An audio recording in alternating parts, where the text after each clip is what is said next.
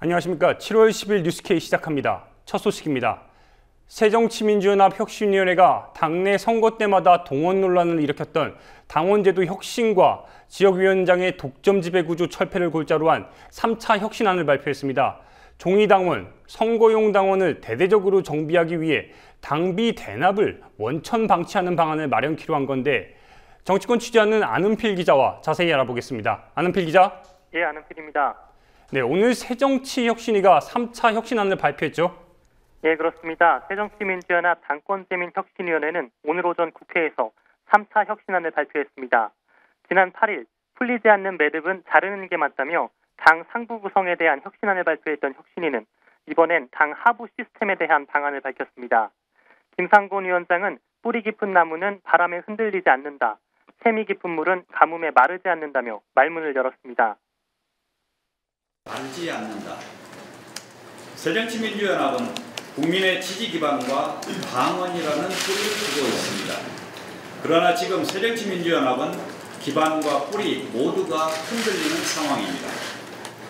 낡은 캐비넷에 쌓여있는 종이당원이 아니라 당을 사랑하는 진정한 당원이 당무에 참여하고 당론을 결정하는 당원 제도를 만들어야 합니다. 또한 3차 혁신안은 당원제도 혁신, 대의원 상향식 선출제, 당무감사원 설립 및 당원 소환제 등의 내용을 담고 있습니다. 혁신위는 당원제도 혁신 방안으로 당비 대납을 막기 위해 무통장 입금을 허용하지 않고 본인 여부를 확인할 수 있는 방법으로만 당비를 받겠다고 밝혔습니다.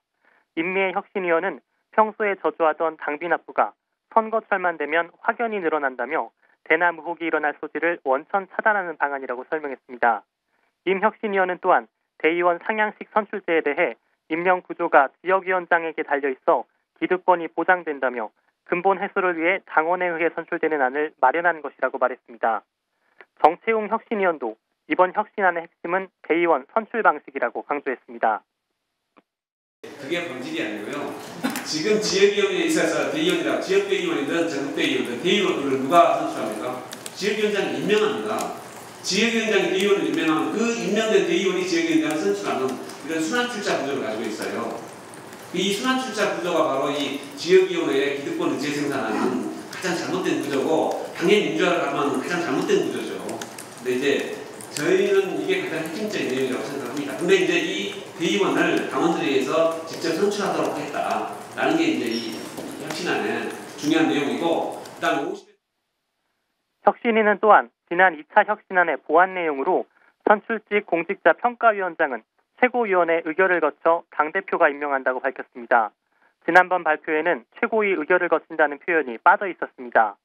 김 위원장은 기존의 주요 위원회 위원장을 임명할 때 최고위의 의결을 거치게 돼 있다며 당연한 것이라 명기하지 않았는데 오해가 있는 것 같아 당원상에 있는 사항을 다시 확인하는 것이라고 설명했습니다. 네, 2차 혁신안에 대한 반발로 당원들이 어제 탈당 기자회견을 가졌는데 의원 탈당은 있습니까?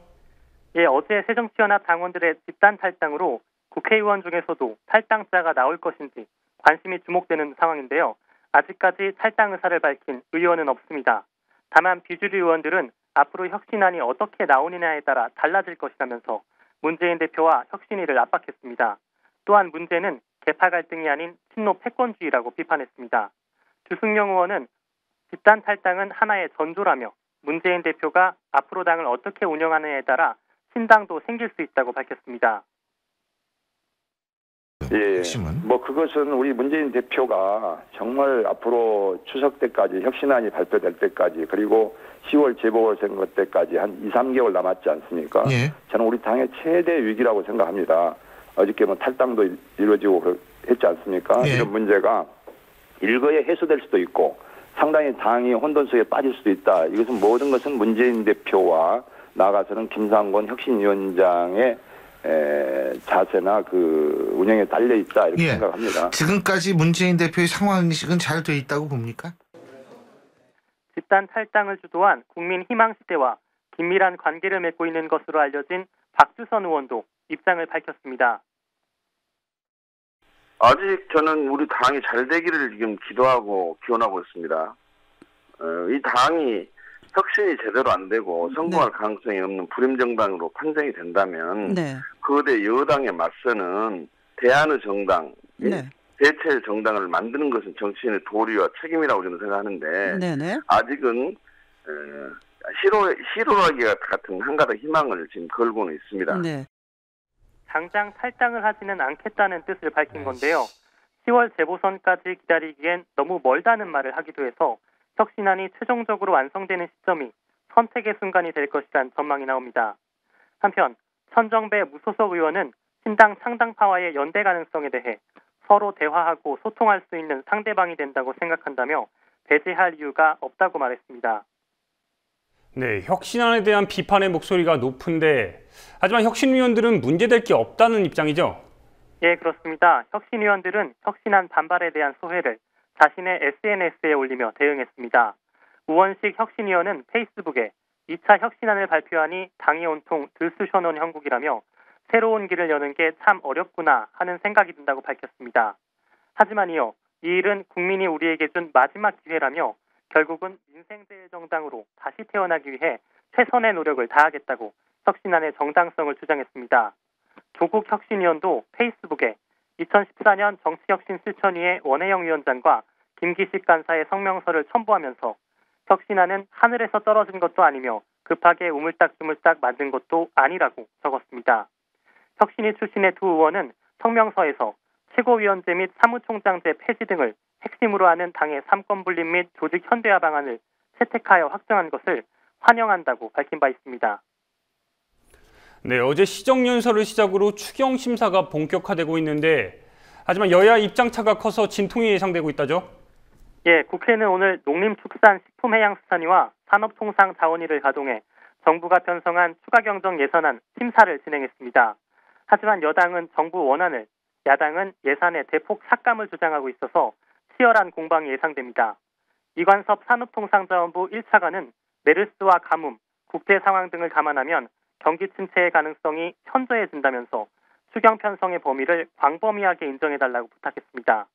이에 박완주 새정치연합 의원은 정부가 신규 사업까지 추경에 편성해왔다면서 반박했습니다. 있는지부터 해서 과정부터 그 결과가 있는지 평가를 해야 다음 예산이 증액되는 거죠. 맞죠? 근데 지금 성과가 나오기도 전이고 준 40억도 20반이 남아있고 거기에 대해서 본 예산보다 추경을 배보다 배꼽을 더 키워달라고 하는데 저는 이렇게 아무리 급하다라고 하더라도 급한 거에 대해서 동의도 못하지만 예산을 이런 식으로 편법으로 갖고 오는 거 안 돼요. 그래서 메르스와 가뭄으로 인해 직접 피해를 본 계층이 아닌 스마트 공장 보급 확산 사업이나 석동 소사 도로 사업 등 본래 목적과 다른 예산에 대해서 비판한 겁니다. 한편 새정치연합 정책위원회는 오늘 보도자료를 내고 저소득층 온누리 상품권 지급이 민생 추경에 가장 적합하다고 밝혔습니다.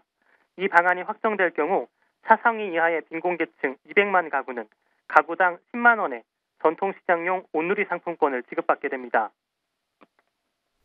네, 유승민 새누리당 전 원내대표가 김무성 현 지금 대표를 제치고 여권 대선 후보 1위가 됐다고 하던데요. 예, 그렇습니다. 여론조사기관 리얼미터가 오늘 발표한 내용입니다.